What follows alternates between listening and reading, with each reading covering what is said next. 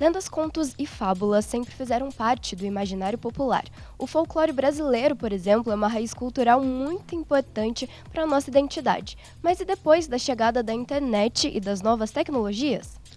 Além de toda essa cultura e todas as histórias que a gente passa por via oral desde que o mundo é mundo, depois dos anos 2000, com a popularização da internet, uma nova maneira de contar histórias viralizou no mundo digital, com as famosas creepypastas. Eu sou a Mivik E eu sou Samu Strazer. e no programa de hoje a gente vai falar sobre o submundo das histórias de terror na internet, pode ser? Pode ser.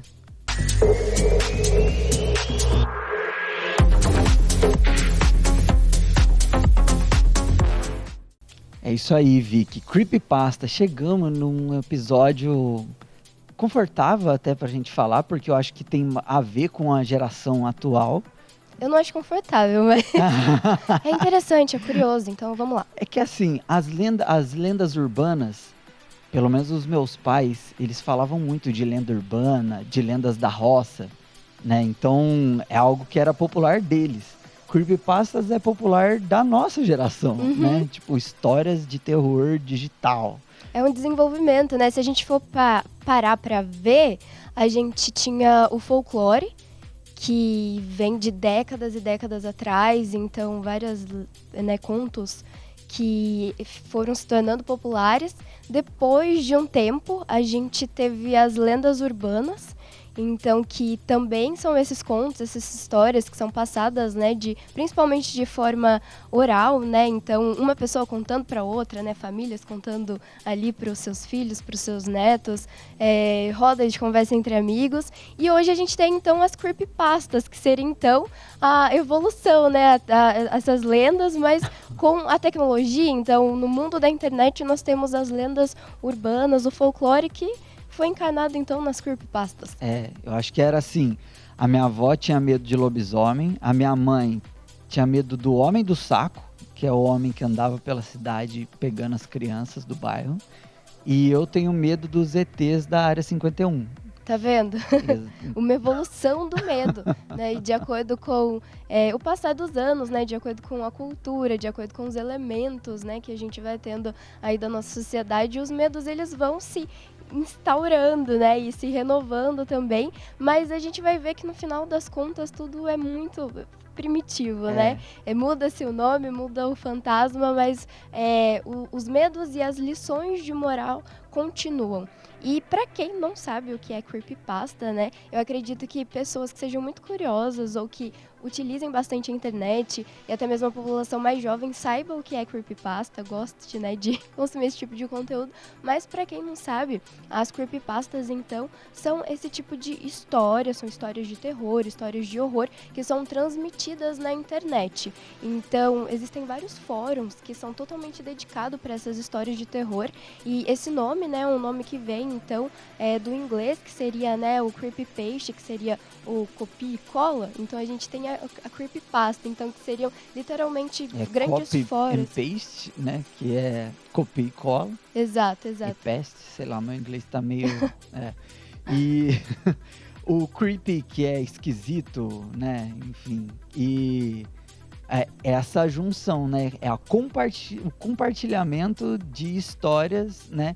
Que muitas delas, inclusive, não são só compartilhadas, elas também são criadas nesses fóruns. Exatamente. Né? Então, e muitas dessas creepypastas, né? Elas nasceram de jogos, de videogame. Aí eu tô na minha praia, né? Porque são as lendas urbanas envolvendo algo digital, que são os games. Né? O nosso querido produtor aqui, o Vitor, que eu carinhosamente chamo de V-Style, o Thiago, se quiser, pode apresentar ele aqui no programa. Mas ele pesquisou e descobriu que a primeira creepypasta foi num game, né? Supostamente teriam criado um jogo num fliperama, né? Na época de ouro dos fliperamas, ali nos anos 80. E era um jogo viciante, só que ele tinha muitas luzes e tal, e faziam as pessoas ter ataques epiléticos por conta das luzes, né? Só que ao mesmo tempo ele viciava e tal, e supostamente, aí a galera foi compartilhando isso na internet, sobre essa lenda, né? Quando ela chegou na internet já tinha passado essa história por muita repetição oral, muitas pessoas falando uma coisa para outra e tal, falando nos jornais. E quando isso chegou na época da internet, muita gente começou a colocar mais elementos na história. Então, de que os homens de preto foram investigar, foram nos locais que tinham esse fliperama para ver, né, o que estava acontecendo. Outros falavam que era um experimento dos Estados Unidos na época da Guerra Fria, sabe? Então, a galera joga na internet, alguém desconhecido vai lá e acrescenta mais alguma coisa na história, e aí dá um ar de veracidade. Porque você tá lá, num fórum, alguém fala alguma coisa, outro carinha que tá só querendo zoar, muitas vezes, pega e escreve, nossa, é verdade, e eu fiquei sabendo que isso, complementa. Aí quem vai ler lá os comentários acha que realmente é uma verdade, porque tem pessoas desconhecidas confirmando a história. Uhum. E essa é uma grande questão, porque a gente nunca sabe quando é verdade e quando é só história. E esse é um ponto muito chave também das creepypastas. Essa questão de a gente nunca sabe a origem, né? São histórias, contos, então, que são replicados na internet em diferentes fóruns, em diferentes páginas, e ninguém nunca sabe quem criou, quem que começou, e daí a gente nunca sabe quem tá falando a verdade, quem não tá, só que aquilo vai se multiplicando. E uma história que eu acho que qual que é a creepypasta que você mais tem medo, Vicky? Então, uma história que eu acho que talvez seja a creepypasta, que é o case de sucesso, é o famoso Slenderman. É verdade. Porque virou jogo, virou filme, então assim, foi até pro cinema. Realmente é uma história que, de todas, assim, que eu já ouvi falar, na época da escola tinha muito isso, né, de ficar conversando sobre lendas de terror, histórias de terror. E na época da escola, eu lembro que essa era uma história que a galera às vezes tinha um pouquinho de medo, que às vezes comentava, que às vezes alguém aparecia falando, mas eu acho que eu já conheço alguém que viu, alguma coisa assim. E eu acho que bastante gente conhece, mas para quem não conhece o Slender, então seria um homem, né, de terno e gravata, que não tem rosto, ele seria extremamente alto e teria um braço muito comprido, às vezes mais braços, que seriam parecidos também com tentáculos. E ele se esconde muito perto de florestas, de rios, então muitas vezes ele fica camuflado, né, nos galhos das árvores, então bem assustador.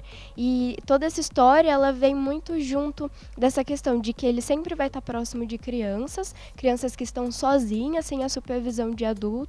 Então, assim, e na internet, né, nos fóruns, sempre tinha aquela foto, né, uma foto, assim, de crianças felizes num parque, e lá no fundo, Slender, bem atrás, um Slender, assim, meio escondido. Então, assim, bem assustador mesmo. Mas, vou revelar pra vocês uma coisa.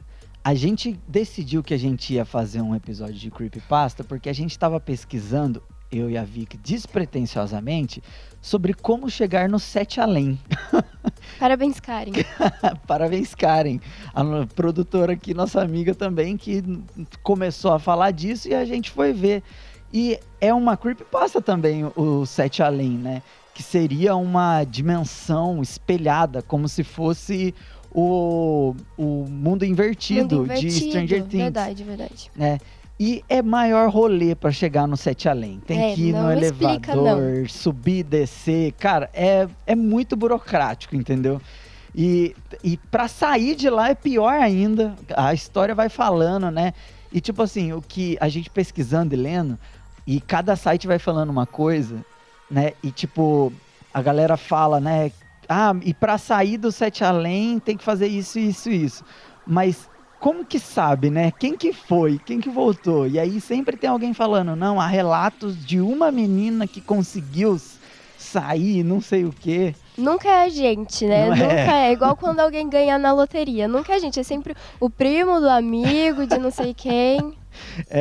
E é sempre assim, alguém que conhece alguém que foi, voltou, que fez e teria dado certo.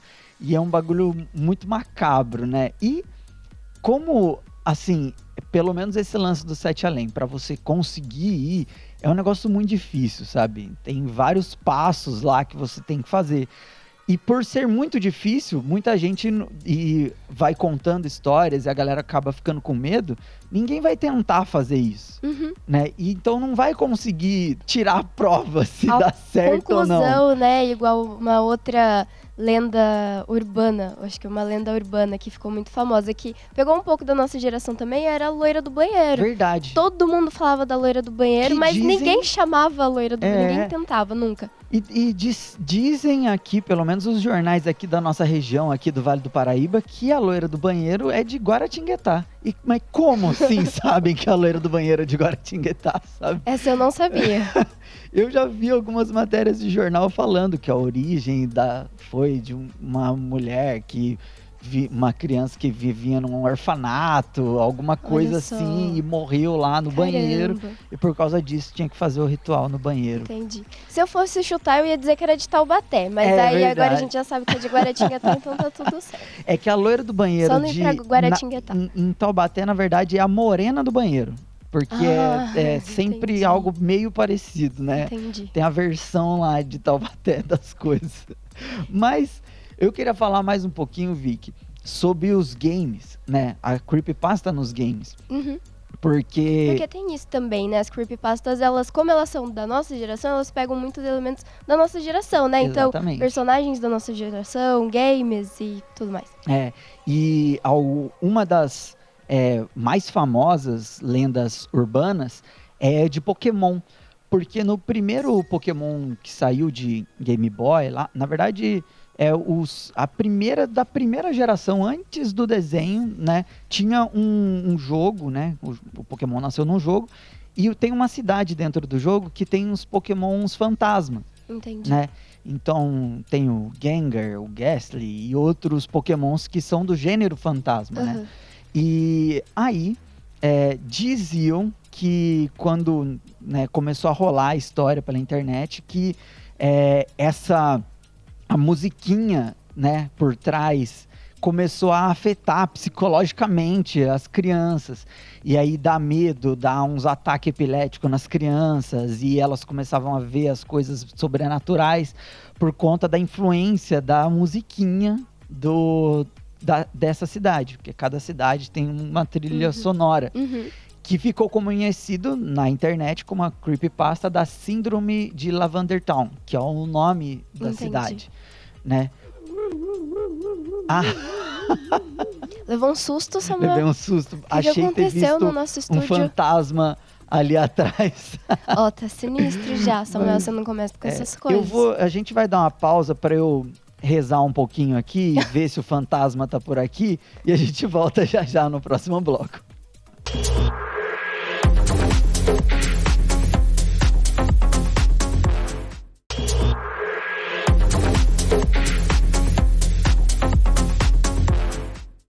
E de volta com o nosso segundo bloco. Aqui do Pode Ser, a gente não vai contar o que aconteceu durante o intervalo. Mas agora tá tudo bem, né? Eu acho. A gente conseguiu aqui, com apenas alguns passos, desconjurar o negócio aqui. Então. Criem uma creepypasta sobre isso. Não criem uma creepypasta. Eu não quero fazer parte de uma creepypasta, Samuel. Samuel, você ele sempre inventa alguma coisa. Mas voltando a falar sobre esse assunto, então a gente tá falando sobre creepypastas nesse bloco. E a gente explicou então um pouquinho que as creepypastas seriam então essas histórias, né, de terror que ficaram famosas, né, a partir dos anos 2000. Então é muito assim a nossa geração, pegando ali a galera millennial, geração Z. E se a gente for parar pra olhar pra história, as histórias de terror, os contos, as lendas, as fábulas, elas sempre foram elementos muito importantes da cultura, né? A tradição oral, de uma forma geral, sempre foi muito importante, porque tem exatamente essa missão, né, de passar ensinamentos, de passar a cultura de um povo. Então é sempre aquilo, a avó passando para os netos, né, os pais passando para os filhos, as tradições que são importantes. Então essa tradição oral é muito importante para a cultura e para a identidade de um povo. Se a gente para pensar no nosso folclore, nas histórias que a gente ouvia, nas músicas, né, nas canções, muita coisa que a gente traz é porque as pessoas foram contando. Então assim, a nossa história, a nossa identidade comunidade brasileira existe porque as pessoas contavam histórias, né? E se a gente andar um pouquinho mais para frente, pensando nas lendas, né, nas fábulas, a gente tem os contos dos irmãos Grimm que, né, viralizaram na época deles, né? Se a gente for parar para pensar nessas histórias, a gente também tem isso. E a gente tem também essa questão da transmissão dos valores morais. Então, por exemplo, a história da Chapeuzinho Vermelho, que falava sobre o lobo mau. No final das contas, não é sobre um lobo mau mesmo, mas sim, por exemplo, aquela questão de passar para as crianças, olha, toma cuidado, não por onde fale você anda, não fale por estranho. Se eu falei para você, se a sua mãe falou para você ir por tal caminho, vá por esse caminho, não vai tentar pegar um atalho, porque é perigoso. Então, se a gente for parar para ver o pano de fundo, né, dessas histórias, dessas lendas, dessas fábulas, contos de fadas, a gente sempre vai ter uma liçãozinha de moral. E se a gente compara com as creepypastas de hoje, também tem. O Slender também revive isso de não deixe crianças sozinhas nos parques, nos locais. Crianças, não falem com estranhos, não importa se ele está usando terno e gravata, não fale com estranhos. Se ele já não tiver cara, não fale em circunstância nenhuma, né? Mas tem um paralelo que a gente consegue fazer também, Vicky, da história da Chapeuzinho Vermelho, com outra creepypasta muito famosa dos games, que é a creepypasta do Zelda. Tá. Da Majora's Mask. Outra que é bem famosa também. Bem famosa na internet. Essa aí dá arrepios. Porque qual que é o lance? A história varia um pouco, né? Dependendo de onde você lê. Mas seria algo mais ou menos assim. Um menino tava andando na rua, trombou com um cara e um mendigo. E o mendigo pegou e deu uma fita pra ele de videogame. De Nintendo 64. E ele aceitou, ele pegou e foi para casa, não tinha nome, ou tava, ele não conseguia identificar exatamente qual jogo que era e foi jogar. Aí ele viu que era o jogo do Zelda, Majora's Mask, e tinha um save escrito bem no nome do save lá, né? Aí ele foi continuar o jogo que esse tal de Ben tinha jogado, né? E aí o jogo tava todo bugado, o personagem todo torto, e com um som diferente e tal, tava todo bugado o jogo. E aí ele ficou tentando continuar o jogo, acabou não conseguindo e ele ficou meio perturbado com aquilo. Aí ele tentou pegar e ir lá jogar a fita fora ou devolver pro cara que tinha entregado a fita para ele. É lógico que ele não encontrou. E ele foi descobrir que Ben tinha sido um menino que morreu na rua dele. E aí a história vai por esse lado, tipo assim, quem joga o jogo morre, e aí o seu save fica lá, e aí a sua fita vai acabar parando na mão de outra criança que vai ser aterrorizada também. Muito tenso. E a gente, né, por que a gente consome esse tipo de conteúdo, né, galera? Se dá medo, se é algo que traz esse desconforto, né? Mas a gente realmente tem essa questão de... O medo, né, é um dos instintos mais primitivos do ser humano, né? Biologicamente, psicologicamente falando, o medo está sempre presente. E daí, por um lado, a gente tem essa questão de, por exemplo, alguém já passou por algo ruim e daí a gente traz de novo as fábulas e os contos, né? Então, assim, não saia do seu caminho, assim, se você faz um caminho, não pegue um atalho, não fale com estranhos. Tem essa questão de passar essas mensagens de um jeito mais lúdico, né? Para evitar mesmo, olha, outra pessoa já fez isso e deu errado, então assim, não faça você também. Tem essa questão de querer então instruir as pessoas, mas ao mesmo tempo instiga também, né? A gente tem essa questão de querer saber das coisas, né? Não aconteceu comigo, mas eu quero saber o que aconteceu com o outro, para talvez eu me preparar se acontecesse comigo. Biologicamente a gente tem esse instinto, né? De querer estar preparado caso algo ruim aconteça com a gente, né? E o lance do medo, o medo ele é bom, o medo instintivo, primitivo, ele é bom, mas ele também pode ser ruim, né? Quando a gente observa por uma questão social, assim, né? Mas ele é bom, porque quando a gente tá com medo, a gente fica em estado de alerta, o nosso cérebro solta adrenalina. Porque assim, se a gente pensar nos homens das cavernas, o que era sentir medo? É aparecer um tigre na sua frente e o que você precisa fazer?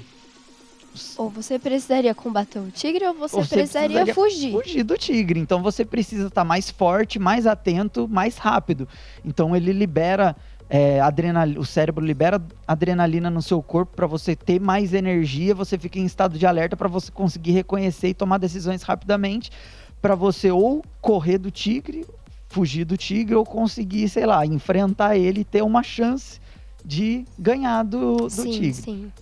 Acontece que essas substâncias, tipo a adrenalina e a dopamina, elas são boas. A gente gosta de sentir isso, entendeu? Vem um certo prazer, euforia, né, com essas substâncias. Exatamente, porque são muito parecidas. Por exemplo, a dopamina é o hormônio da alegria, né? Então, quando a gente está em situações que a gente está feliz, né? A gente tem essa substância correndo aí pelo nosso corpo. E situações que deixam a gente alerta também liberam algumas dessas substâncias aí na nossa corrente sanguínea. Perfeito. Então a gente foi pesquisar o porquê que a gente gosta de medo, e um dos motivos é exatamente esse. Eu vi, inclusive, Vicky, eu vou pegar aqui o nome da pesquisadora, a Melina Blanco Amarins, que ela é psicóloga e psicopedagoga do Hospital Albert Einstein, aqui de São Paulo. Ela escreveu um artigo sobre justamente isso. Por que a gente gosta tanto de filme de terror, né? E uma das coisas é justamente essa, a excitação e a adrenalina. Quando a gente assiste um filme, a gente sempre se coloca no lugar da pessoa, né? E a gente vai vivendo aquilo sem estar passando por um perigo real, né? Mas a gente experimenta, né? A gente toma um susto, a gente fica em alerta. Tem um jump scare ali, um momento que aparece o bicho do nada, né? E a música, ela sobe, então dá um susto na gente. O nosso cérebro já fala alerta, alerta, alerta, e já dispara essas substâncias. Então, a gente experimenta. Exatamente por sem correr o risco real, sem né? correr o risco real. Que é fundamental. É por esse motivo, inclusive, que muita gente gosta de praticar esportes radicais. Parques de diversões, né? Eu sonhei que eu tava num parque de diversões essa noite. Eu tô querendo ir em um, porque é muito legal você cair ali numa montanha-russa e tal. Você tá em segurança, mas você tem essa sensação de que tá caindo, né? E acaba tendo uma coisa boa ali dentro de você. E Samu, uma outra coisa que eu acho legal das creepypastas é que elas misturam muito o que a gente já tinha, né? Tipo, lendas urbanas, folclore, com o que vai surgindo, né? Agora nos dias atuais. E uma das creepypastas que eu também achei bem tensa quando eu vi primeiro um vídeo, tipo, meio que virou uma trend na internet fazer esse tipo de vídeo. Então eu vi primeiro um vídeo desse, tipo, no Instagram, no TikTok, e depois eu fui pesquisar. E essa creepypasta, que é o Doppelganger, é uma creepypasta que existe há muito tempo atrás, tipo, séculos atrás, e é uma lenda nórdica, germânica. Então, assim, já existia no folclore deles, de que todo mundo meio que tem uma duplicata. Então, na verdade, a partir da lenda, né, dessa lenda nórdica, todas as pessoas, elas, na verdade, existe um ser místico que ele consegue se transformar e ficar exatamente igual uma outra pessoa. E esse ser, então, seguiria essa pessoa, e você não pode, né, encontrar com essa pessoa que é igual a você. Então, isso foi replicado de várias formas, em várias culturas ao longo dos anos, né, essa questão de você ter um sósia. E na internet isso também ganhou força. Então, quando eu vi o vídeo na internet, eu fiquei assim, meu Deus. Será que tem uma Tamires andando por aí? Eu espero que não. A gente vai fazer um rápido intervalo, mas a gente volta daqui a pouco.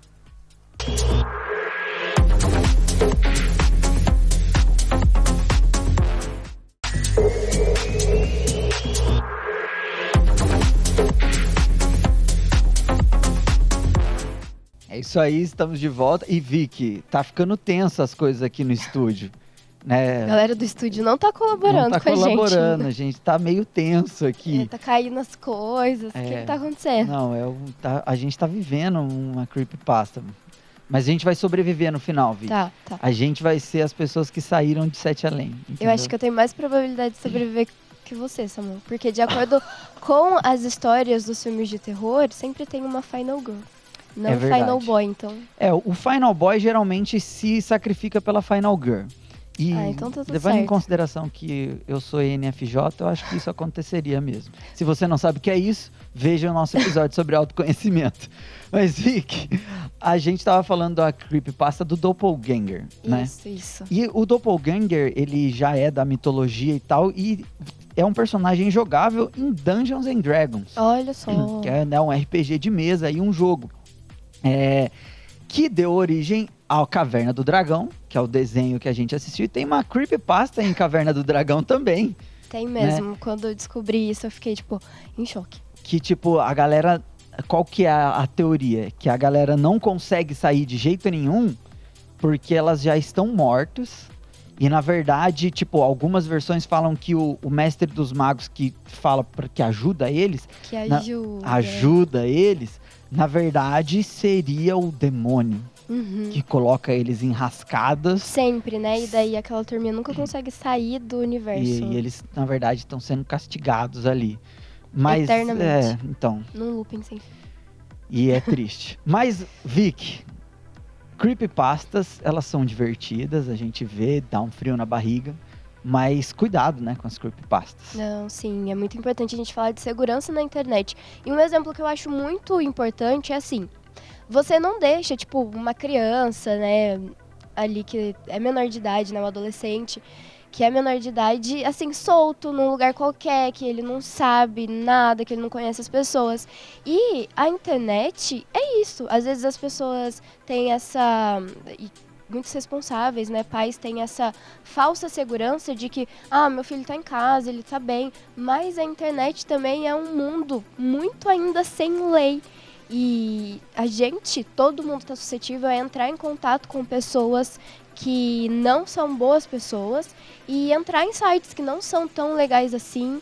E tudo isso é muito sério, é muito grave. Existem vários crimes cibernéticos, pessoas que se disfarçam de crianças também, de adolescentes, para conversar com outras crianças e adolescentes. Então, creepypastas são legais, a gente traz um pouco disso, né, do folclore, das lendas urbanas, mas tudo tem sua faixa etária, né?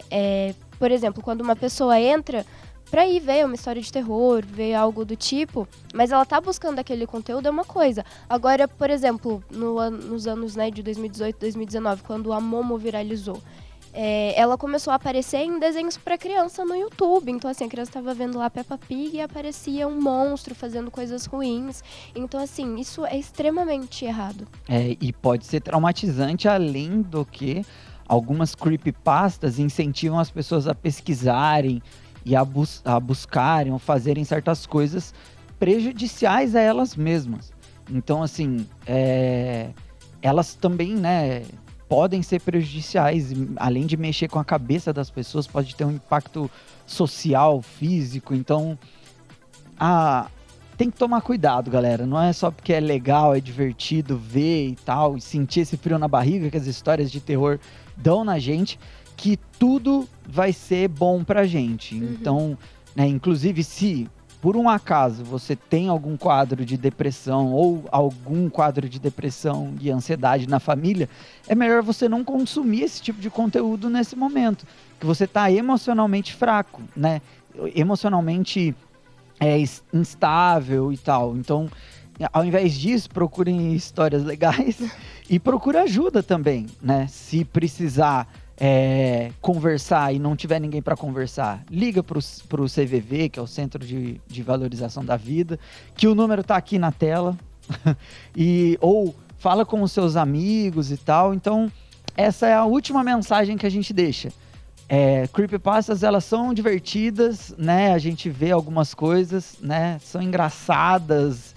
É engraçado a gente ter medo dessas histórias que muitas vezes são mirabolantes, mas não é para todo mundo e nem todas as creepypastas vão ser legais, né? Então, se você conhecer, ver alguma coisa na internet, alguma creepypasta que não que te prejudica ou prejudica alguém, não compartilhe e procure ajuda. Denuncie, né? Também existem formas de denunciar esse tipo de conteúdo, então é importante, né, a gente ter cuidado. A internet é muito legal, tem muita coisa legal, só que a gente também precisa tomar cuidado. E principalmente produtores de conteúdo, né? Saibam para que público que vocês falam, né? Saibam quem vai consumir esse tipo de conteúdo. Uma coisa é você ter, igual existem vários sites, né, de creepypasta, uma coisa é você entrar lá num fórum e brincar e consumir aquilo, e outra coisa é você colocar esse tipo de conteúdo ruim em lugares, assim, inadequados, em que pessoas e crianças, né, pessoas menores de idade, crianças vão ter acesso. Então, todo cuidado é necessário. Exatamente. A gente vai ficando por aqui, gente. Espero que vocês tenham gostado do Pode Ser e não escutem esse episódio. Não adianta eu falar isso agora, né? Se a pessoa chegou aqui, ela já ouviu. Bom, gente, a gente vê vocês na semana que vem. É isso aí. Se você escutar esse episódio ao contrário, dá um outro sentido. É isso, pessoal. A gente volta na semana que vem com mais um assunto que não vai ser tão tenebroso assim. Até Tchau, mais. gente.